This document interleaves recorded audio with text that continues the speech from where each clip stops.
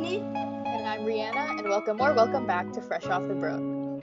Fresh Off the Brook is about personal experiences growing up Asian American in a predominantly white community, Asian media, and Asian pop culture in general. Race has always been a sensitive topic. Every day there are debates over race. With our podcast, we intend to shed light on the experiences of first-generation Asian immigrants, not put them on a pedestal. We understand that race isn't everything, but there should be an acknowledgement of people of color, the knowledge gap, and the racial divide that will ideally be broken. Now that that's out of the way, let's get into the episode. Today we'll be discussing animes and dramas. Since in the past we touched on Asian Canadian shows / media and more diaspora related things, we wanted to do a chill episode today and talk about popular media from Asia in a more mainland context. Yes, because as Brianna said, we've talked about shows kind of like Kim's Convenience or movies like Searching and stuff like that, which are all great movies. Mm-hmm. Kim's Convenience is not a movie. Yeah. But you get the idea. Yes. We wanted to do an episode more dedicated to stuff like Chinese dramas, Korean dramas, anime, things like that in general. To give the other side of the world some love. Because we have listeners from there. And we enjoy consuming that type of media as well. Yes. So personally, I like some animes that are a little bit niche. I don't think anyone will really get them or understand what I'm talking about. Oh. Just a little disclaimer. She's a little quirky. Yeah, so I like to watch something called Naruto. I don't know if you've ever heard of it or... I don't think I have, actually. What is it about? I wish I could tell you because I actually have never seen Naruto. You couldn't keep the stick up for 10 seconds. Well, my favorite anime is Pokemon. Oh, yeah. Hey, but is Pokemon an anime? Thoughts? That's a really interesting question because I don't know if anyone really has the quote-unquote answer to that. I don't know, because the quote-unquote anime community says no, and then technically, if you go by, I guess, the dictionary definition, if there is a dictionary definition of anime, it is. Yeah. But it isn't because it's not, well, Pokemon isn't Attack on Titan, but Pokemon is Pokemon. Yeah, you know I think it's just so big to the point where it's its own thing. Yeah. You know what? I'm going to look up the definition for anime real quick. Okay. I got the result. Finished tabulating the lottery win. Yeah. The dictionary definition of anime in English is a style of animation originating in Japan that is characterized by stark, colorful graphic depicting vibrant characters and action-filled plots, often with fantastic, as in fantasy, or futuristic themes. And the source, Merriam-Webster. That's an interesting definition. Yeah. I wouldn't necessarily agree with that, actually, but... I guess it's kind of complicated because anime isn't a genre. I mean, it is, but then there's genres in anime, you know, horror anime, romance anime. And so their general description more fits like shonen or the more mainstream stuff like Naruto, Attack on Titan. That's what you would think of more action-filled plots, you know, Haikyuu.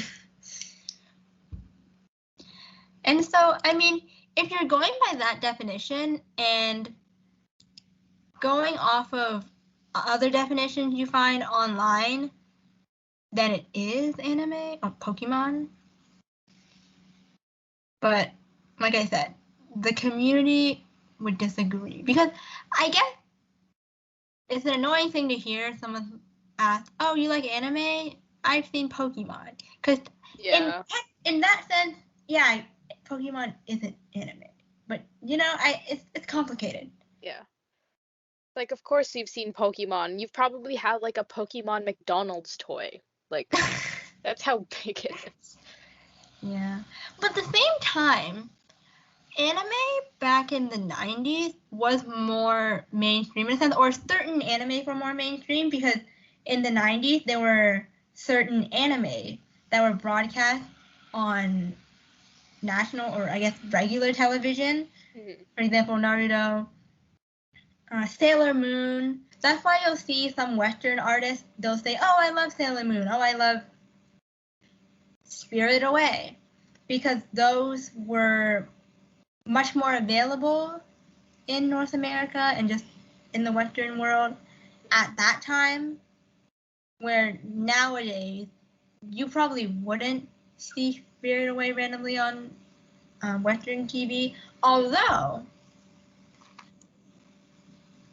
a lot of Asian media, such as anime and dramas, soap operas, and stuff like that, have come to Western streaming services like Netflix. Oh, yeah. So that's interesting.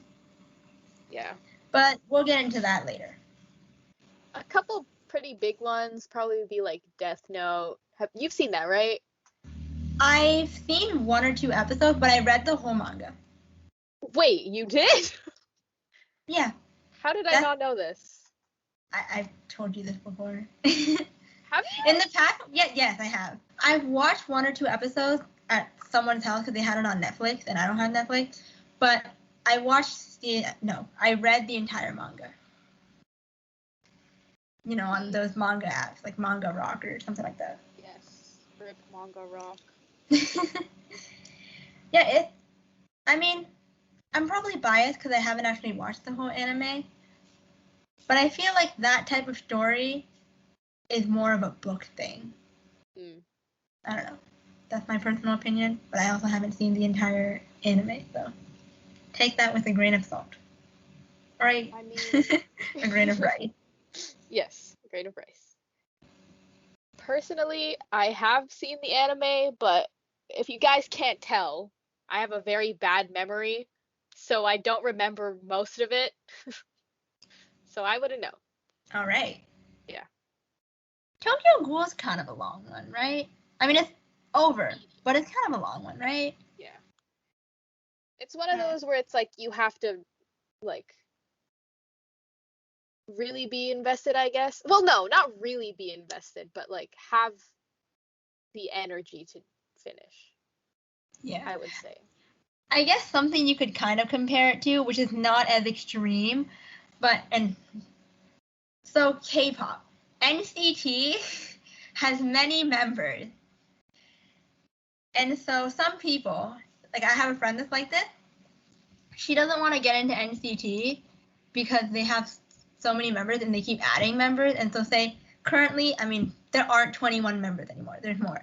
But when we had that conversation, there are 21 members and she just didn't want to put the effort into learning all the member names. But the thing is, if you were with that group from the start, then it would be a lot easier. Oh yeah. You're like, okay, two new members this year. Yeah. And then 2 years later, oh whoa, a new member. Yeah. It's like way easier to be a part of it and watch it grow rather than jump into it after it's already big. Mm-hmm. Very daunting. Yeah.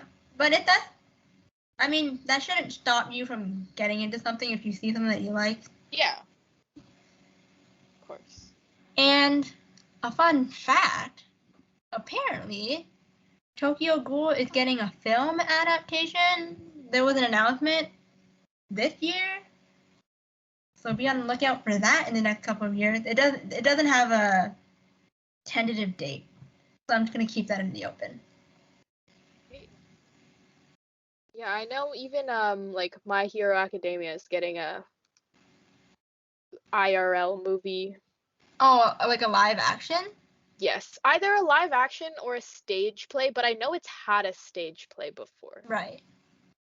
Have you ever watched a live action before? I haven't, because I personally don't want to because of its reputation reputation. But I know that there are many live actions out there. You know, we've talked about this before, how there's a live action for Death Note.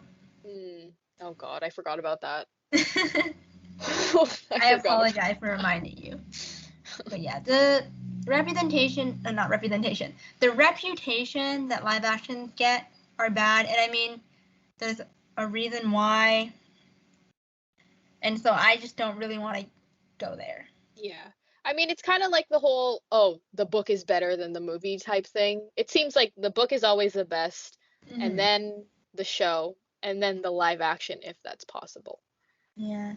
I think one of the biggest obstacles between making a live action, or just why it's so hard and why they end up the way they do, is because, and it's weird because the thing is, comic books, like Marvel movies, people are really happy with those. They have a big audience, CGI. But the thing is, when you try to make an anime live action, for some reason, that type of fantasy doesn't translate the same way. Yeah, agreed. I mean, There's I also tons of successful superhero movies out there that a lot of people like. But then when you take live action anime, it's not the same. I don't know. For me, I think it's because like people actually read the mangas. And for superhero, especially like in the MCU, from what I see, people don't really start by reading the comics. It's more of they watch the movies, and then if they're a super fan, they're gonna get into the comics and stuff. I think you and I have been exposed to two very different audiences, or just two different groups. Because for me, I know a lot, or at least out of the people that are interested in that type of media, they either have read a little bit, maybe from their parents or just growing up in general, or they were just a comic book fan and then they watched some of the movies. It's very surprising to me that that's even a thing. I don't know why I just never like have met someone like that at all. Like that's weird to me also that I've never met someone like that, but jeez. Yeah, I'm a little surprised that you told me that. I mean, it makes sense because you and I come from different backgrounds in a sense, if you know what I mean. Yeah. So, yeah, I don't, this is the thing is, the people that I'm talking about aren't all, you know, they grew up in the 90s. There's people that are, you know, way younger. Not to call people that were born in the 90s old. You're not old. I'm sorry. Yeah. That wasn't what that came out wrong. But they're, you know, much younger, like a little bit younger, and they grew up reading at least one comic book. You know what I mean? Interesting. Yeah. I need people to comment down below and say that they used to read the comics because I need to meet someone who's done that. Genuinely, you can, look it up online or something, if you know what I mean. That's the general population. Because the thing is, superhero stuff became more mainstream because of the movies, in a sense. Like, I'm not gonna talk about this like I'm an expert, because I'm not. But from what I've seen, given the people that I grew up with and stuff like that, that's kind of why, you know. I can watch a superhero movie and not have to read the comic. But for them, it's much better to have read the comics and then watch the movie because there's all these little Easter eggs and references, and there's just a lot more context. And I mean, that's kind of part of the reason why they're so popular. And I know we're getting a little bit off topic. We'll get back on topic. The reason why superhero movies are popular because they can be packaged in a way where you don't have to have 50 years of knowledge. Yeah. But you also can if you want. It's a different viewing experience. Yeah. Have you watched any other 90s animes or just 90s animes in general?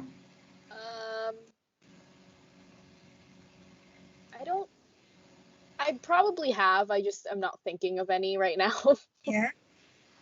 But for me, see, I only watch either like extremely cheesy rom-coms like Ouran High School Host Club or like Maid Sama, Hmm. or I watch like the darkest, weirdest niche things. Like not Like to Naruto?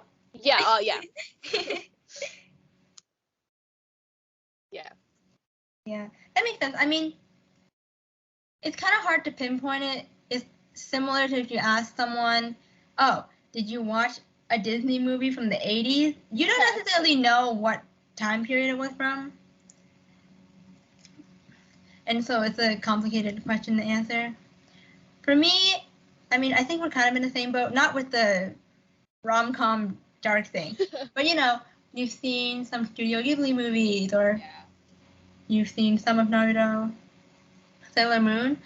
One anime that I can say I fully consciously consumed that was from the 90s or just had that art style is Neon Genesis.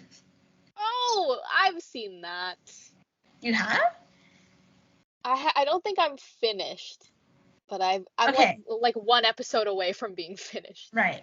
Because when we talked about this in the past, you had said that you hadn't watched it or hadn't finished it, so I wasn't sure Yeah, if any development happened in between that time. there was.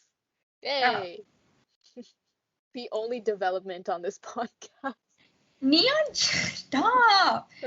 Neon Genesis, the opening song Oh my gosh. goes so hard. So hard. And for what? Yeah, it's considered one of the top anime OSTs. Da, da, da, da, da, Wait, da, da, da, da, da, da. didn't they have it at the Tokyo Olympics or was that the Demon Slayer opening? Um, Let me search that up. That's a hard question to answer because they had more than one anime reference. I mean, even some athletes purposely did anime poses, Oh yeah, I remember that. and so it's a difficult question to answer. But that song, even if you are not interested in anime, listen to that song. It gets you so hyped up. You feel like, I don't know. Think of it as what's the name of that song? The one that people use for montages in Western movies. Eye of the Tiger. Oh, Kind yeah. of like that. It's a hype song. It's definitely two very different things, but very hype. You know what I mean? Mm, Yeah. I okay, tend yeah. to. Actually, I kind of am in the same boat as Rihanna. I tend to stick to psychological things, and then sometimes I'll watch something very meaningless, and not meaningless in an insulting way, but meaningless in a, oh, this is cute and fun. Yeah, exactly. I'm not looking between the lines and thinking about Yeah, no. I various want details and references. very surface level, make me happy animes. Uh-huh. One time I watched this very cute, very anticlimactic, in a good way, it's just very cute and just nothing really happens anime. It's called A Place Further in the Universe. And it's basically about this group of girls that go to Antarctica. And it's just the cutest thing. It's just the most wholesome. Nothing really happens. And that's why you like it. Mm. Yeah. And then I watched Neon Genesis. Yeah, Two the very different. contrast. Yeah. Yeah. Yeah, sometimes I want to be very enlightened and sometimes I just need to be happy. That's an interesting way to put it because I mean we were talking about Neon Genesis, Yeah. the whole like enlightenment thing in Neon Yeah. Genesis.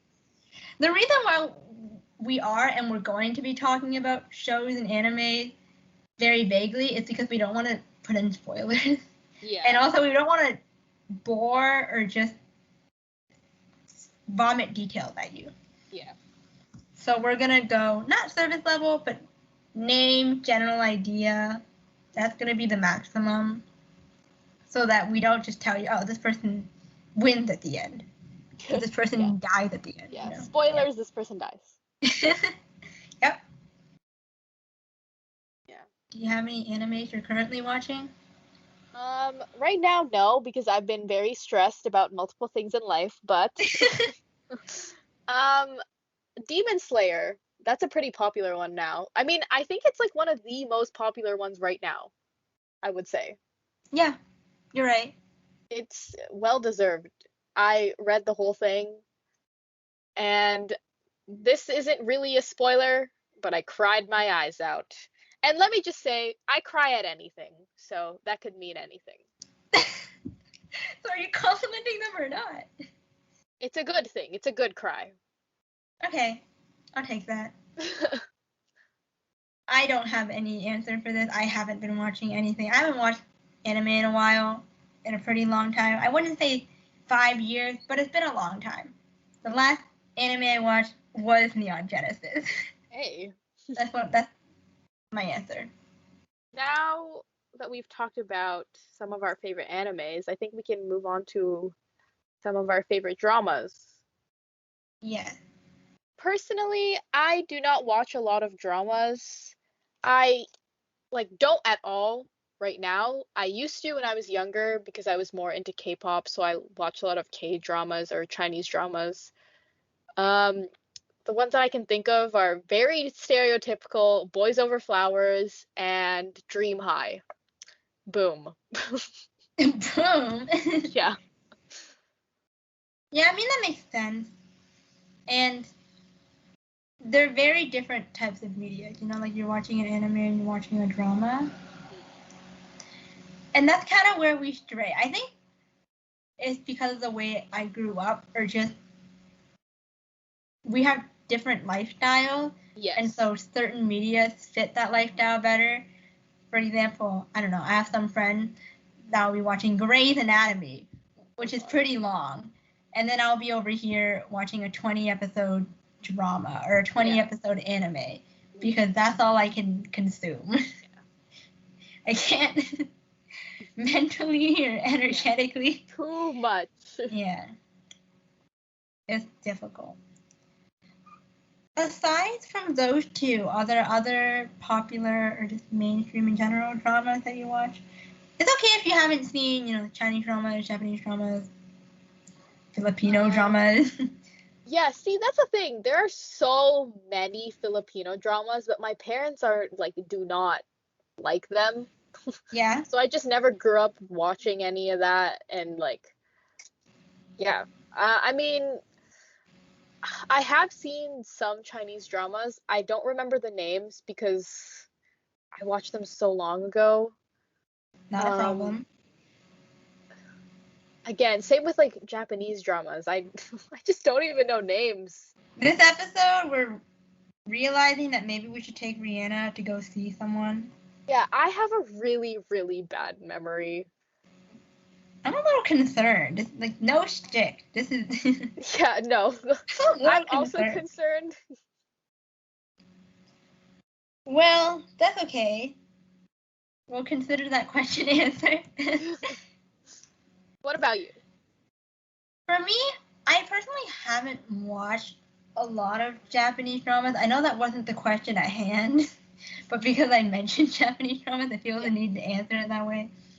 I personally haven't seen a lot of Japanese dramas. I've watched more Chinese dramas, Korean dramas, Taiwanese dramas, things in that realm. I do know, I haven't seen them, but I do know that there are a lot of Filipino adaptations of K-dramas.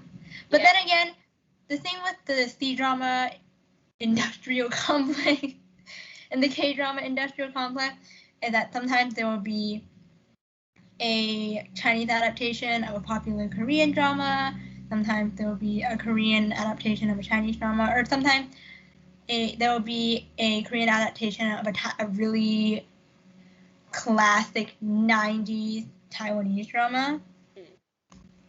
So that's kind of I don't want to say trade, but I think maybe because of this little circle or this web that I've been more exposed, or I just exposed myself more to this little web of the drama world. And so I've seen some classic mainstream dramas such as, let me think. I've watched Reply. I'm going to be honest, I'm probably going to say the wrong year. There's more than one Reply K-drama. I've seen one of them. It was 1997. Nice. That probably doesn't really make a difference in your mind. And it doesn't make a world of a difference, but I wanted to specify for anyone that was interested. And it has Eunji from A-Pink, which is a K-pop girl group. Yeah. I've also seen Airs, which is considered a classic. I haven't seen that many of the more older classics, such as Secret Garden. I know the plot because there was an era back in K-pop where a lot of K-pop groups made parodies or partial parodies of K-dramas. And so I know the plots to a lot of classics. I've also seen some later 2000s classics such as My Love from Another Star. So, yeah, you could say I've seen some classics. I won't lie and tell people, oh yeah, I've seen every 90s K-drama, because I'm not a 90s kid. I've seen some classic Taiwanese drama, Chinese dramas. I've, growing up, seen a lot secondhand Hong Kong dramas.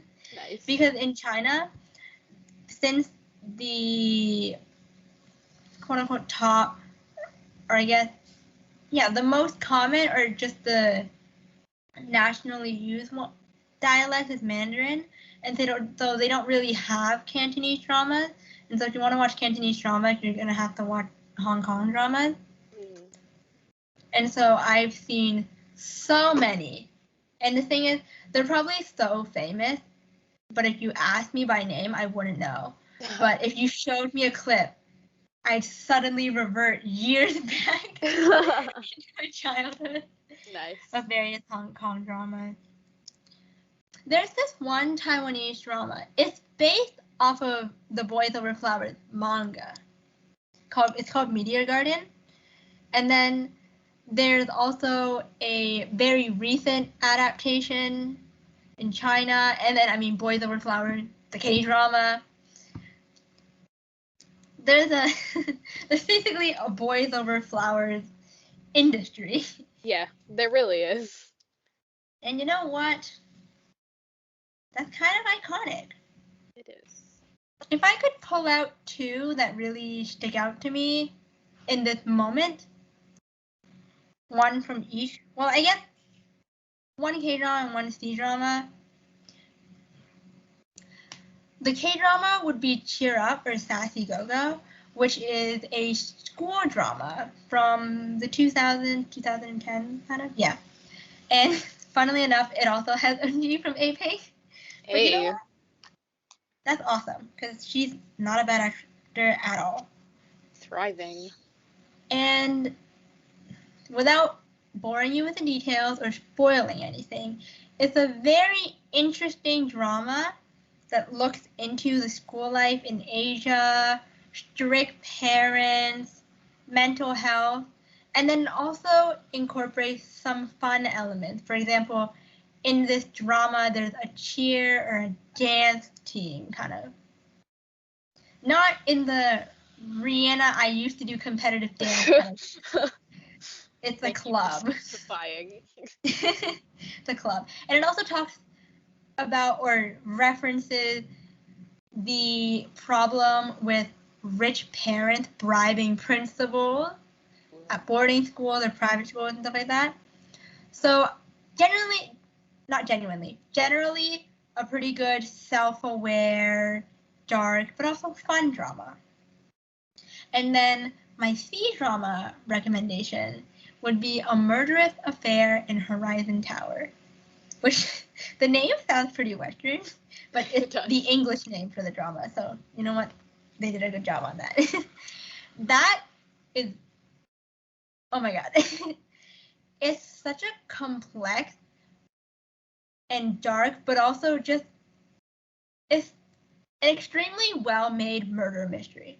And it's not like any classic, vague, or just spoon-feeding information murder mystery. It's one where you genuinely can't tell the difference between someone's imagination and real life. And, sometimes in flashback, it could be that the flashback is fake, it's not real, but they decided to film it as if it was real, and they didn't put the hazy flashback effect so that the audience just does not know ever. And I mean, with any show, any audience member could piece together the ending, but this one does a good job of making it so you're not sitting there thinking, oh yeah, it's the security guard. And then 20 episodes later, I was right. No, you might have some lingering doubts about certain people, and you could be right, you could be wrong, but it's genuinely such a well-made drama. There's even aspects of it that are animated or have this traditional art style of ancient Chinese, like period Chinese mythology kind of storyboarding. Because it's a real life drama, as dramas are. But then there's a very small arc where it takes place in a story. And the thing is, you would expect that a really complicated story would probably fall apart at some point, but this is genuinely so well packaged. I am not afraid to recommend this to someone. Hey. Because even if you go online and you look at reviews, and I don't mean reviews like Rotten Tomatoes, because I mean there isn't a Rotten Tomatoes for this drama. But if you go on drama websites, or there's a website called My Drama List or something like that, where people, make lists of their dramas. Kind of like how people make lists of animes they watch or want to watch. Mm-hmm. And the reviews are astoundingly good. 10 out of 10 or 9 out of 10, just very high reviews. And even the 8 out of 10, the reviews are really good. So people have their own assigned values to numbers. So for them, 8 out of 10 could be really good. Yeah. And then for some people, when they think something's really good, they just automatically go to a 10. But yeah, these two dramas I recommend very strongly. Since we just talked a bunch about our favorites, now we can talk a little bit more critically about the pros and cons. Yeah, and what we mean by pros and cons is more, issues with certain tropes or pros about certain life situations being shown in dramas or animes, things like that. Yeah, so in terms of pros, it would be something like, animes can package very specific issues or serious topics in a way that's easily digestible, depending on, the target age. So especially for teenagers, though. Mm-hmm. Yeah, I agree. I'm not the biggest expert at all on shonen anime, but there are a lot of people that grow up with those animes and they learn a ton about dealing with losses, whether that be a death or losing a competition. Because they see their favorite main character, or their favorite character, doesn't have to be the main character, trying again or working through it or going through a stage of giving up, and then they find themselves again. And those are very human experiences. The same thing can be said with dramas, because a lot of popular dramas, and this is kind of a common trait for K-dramas, a lot of them are pretty short, they do a pretty good job of, like Rihanna said with anime, packaging dark and very serious topics in digestible ways. And in their case, it would be through human characters, or I guess real life acting, rather than, with anime, it's more drawing. Mm-hmm.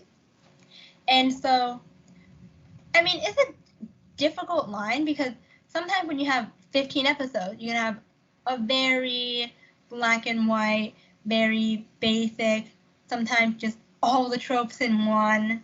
Someone gets in a car crash and loses their memory, or, oh, I'm in love with the CEO. Oh or god. something like that. But they're also very good standoff, or like there's good apples and bad apples. Hmm. Speaking of tropes, they can also be pretty harmful,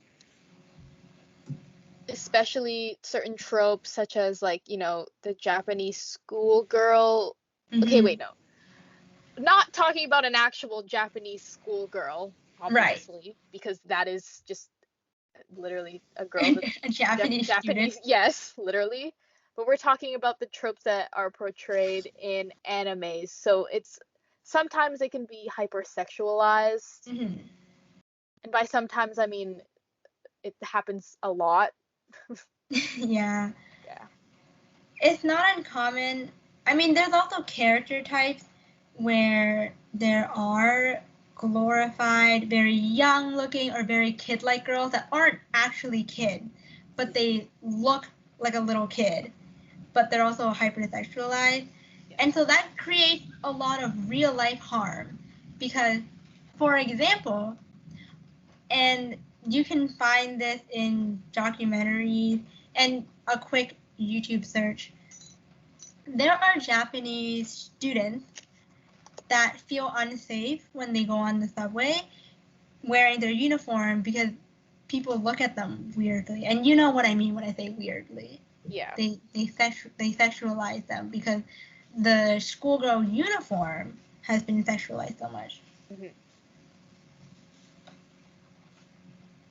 And I mean, even if we don't talk about hypersexualization, there are also some really harmful tropes, such as, oh, if he is mean to me, then he likes me. And I know that's not individual to Asian media, that's Yeah. a worldwide thing.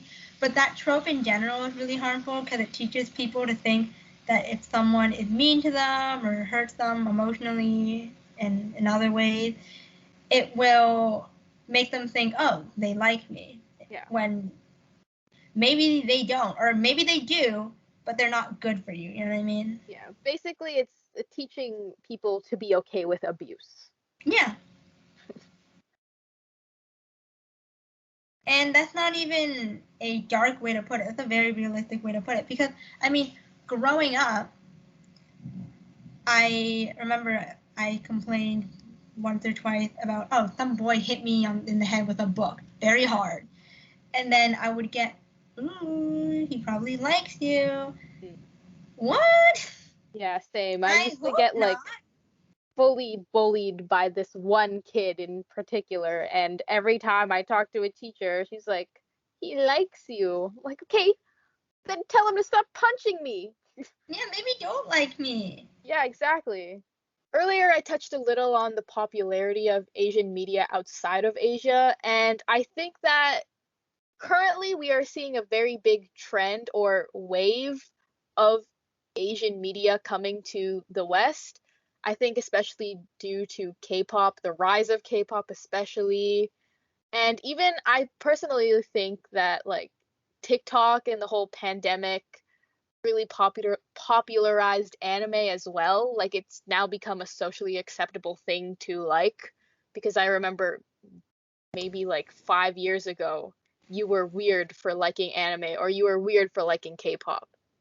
Yeah, I agree because, and especially if we talk about K-pop, recently there has been a trend or just a noticeable few years where certain groups, you'll see them, or maybe even companies, putting out songs or concepts that are made to be successful in the West. Hmm. And a certain song, which is also why, and I mean, it's interesting because many episodes ago, we talked about how some K-pop groups have been expected or asked, why don't you have English songs? Oh my gosh. And then now there are more groups that have English songs, and that doesn't necessarily mean it's bad, Yeah. but it's just like an interesting trend to see. Because I mean, Monster X had an English album or like a series of English songs, and they're not bad. Like someone I enjoyed. And like I said, it's an interesting trend to see because, I mean, it's the marketing tactic, and I understand the business aspect of it. You want to become international because international success, as opposed to Asia or Asian success, means more money. Yeah.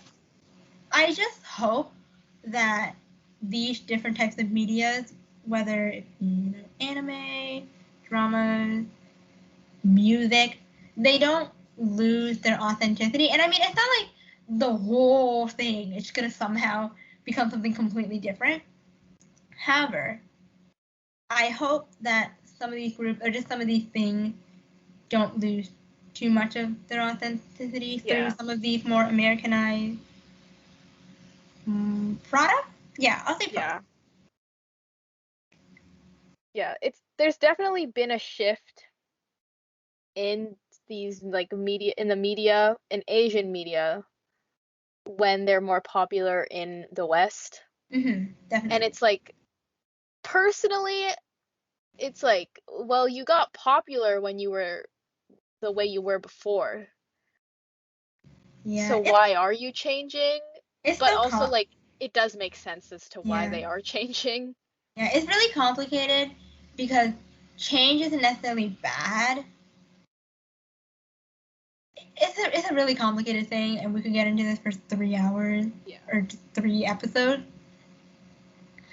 But generally, at least on my end, I can only best sum it up as what I said earlier about authenticity. Because as long as they stay true or do their best, because it's not necessarily in their control. I know not every group like writes their own song, and not every whatever. And so I hope that they can just keep their authenticity or just keep the goal. You know, you don't have to. I don't know if you started doing rap, and then this is just like the most random thing. If you started doing rap, and then now you're doing pop.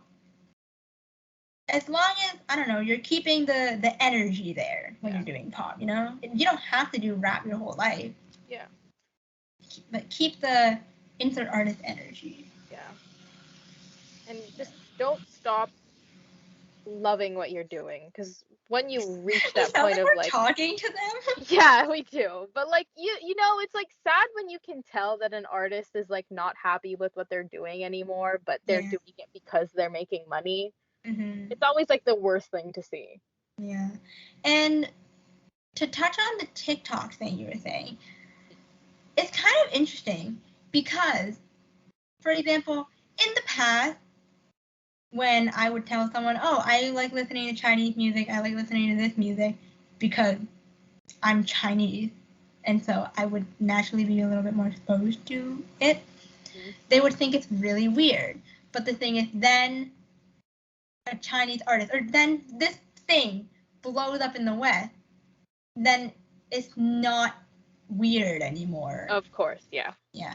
And so sometimes I see that with TikTok, because the thing is, TikTok wasn't always TikTok.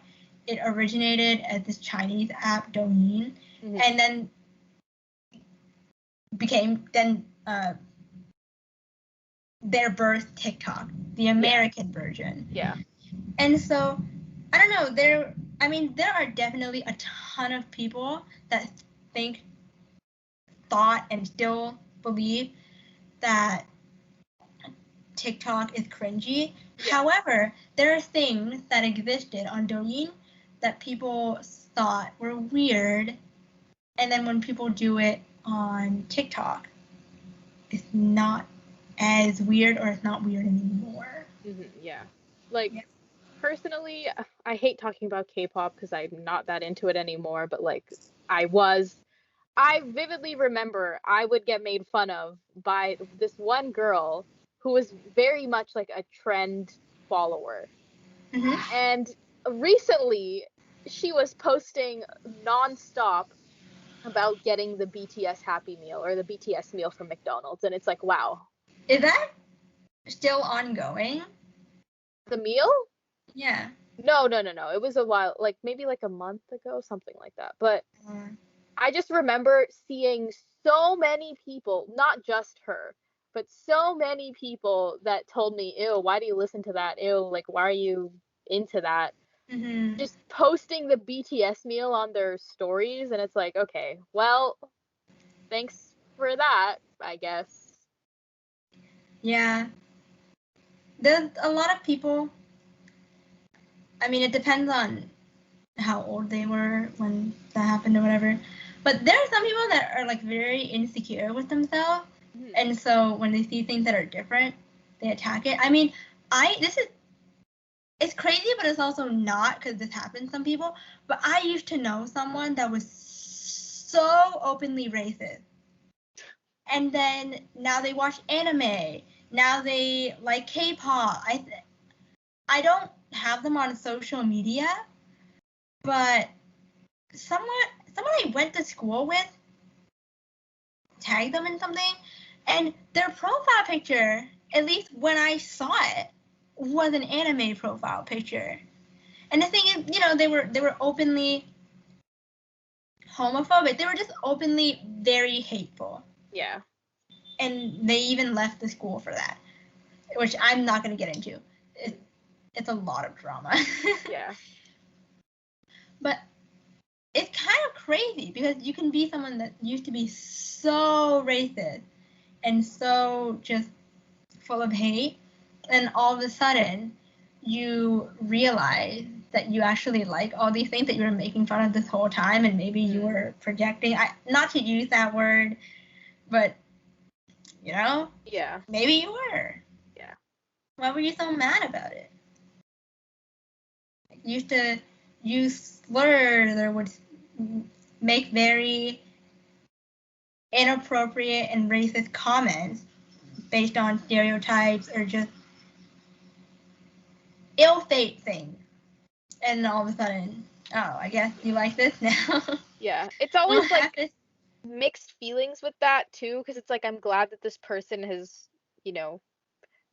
grown, but at the same time, like, what about the people that you affected before? Like, there's always two ways that can go, because it can be someone that likes it now and then they deny the things they did in the past, and it can also be someone that, I don't know, one day realize maybe I'm just a hateful person, and then they change for the better.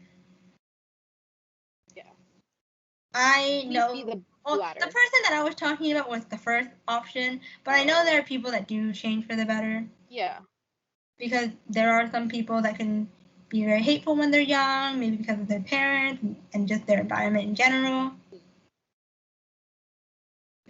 I mean, changing for the better is always good, I would much rather you used to be quote unquote bad and then you realize and change your ways, then you pretended that you were good this whole time. And I'm using good and bad very liberally right now. Well, that's the anime and dramas episode. Woohoo!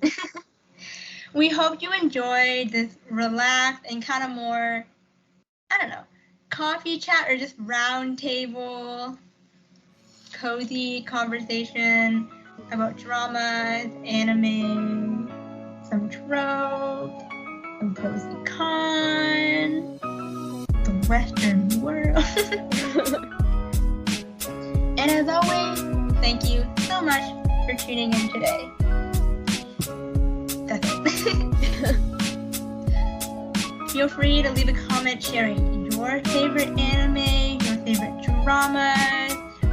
Have you seen 90s animes? Have you seen classic shows? Do you have recommendations? Are you completely new to this and this episode does not resonate with you at all, but you listened to it anyway because you wanted to give it a chance? Have you seen Naruto? Have you seen the very underground and niche and no one knows about? Yeah. Are you part of the 10%? Naruto? You sound like one of those businessy Instagram posts. The helicopter one? Be part of the 1% that wakes up at 3 a.m., which is a very inaccurate statistic. So no one come for me for that. But yes, if you're on a platform where you can comment, we welcome the comment. If you're not on a platform where you can comment, well, maybe think about it, and then we'll receive your thoughts. Yeah. If you think hard enough, maybe we'll think about it. Yeah. Too. If you guys like this episode and want to stay connected with us, check out our website in the description. It contains links to our streaming platforms such as Spotify, Anchor, Apple Podcasts, and more. Follow us for more behind-the-scenes content, announcements, and other random things we decide to put on there. See you next time. Bye. Bye.